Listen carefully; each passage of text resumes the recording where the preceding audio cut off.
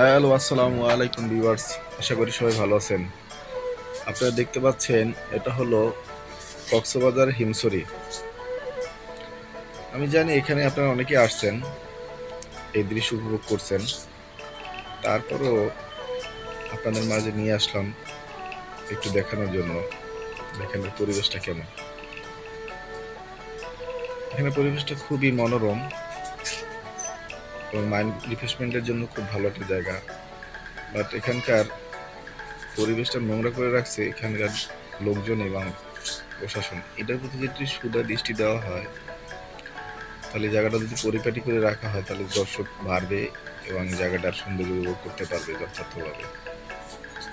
এখানে ছোট্ট একটি ঝর্ণাও আছে।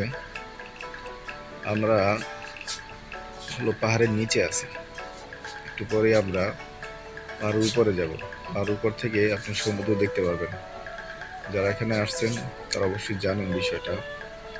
এখানে সৌন্দর্যটা, পাহাড়ের উপর থেকে সমুদ্র দেখার ফিলিংসটা কি অসাধারণ একটা ফিলিংস, খুবই অসাধারণ একটা ফিলিংস। আশা করি যারা আসবেন তারা এই ফিলিংসটা উপভোগ করবেন।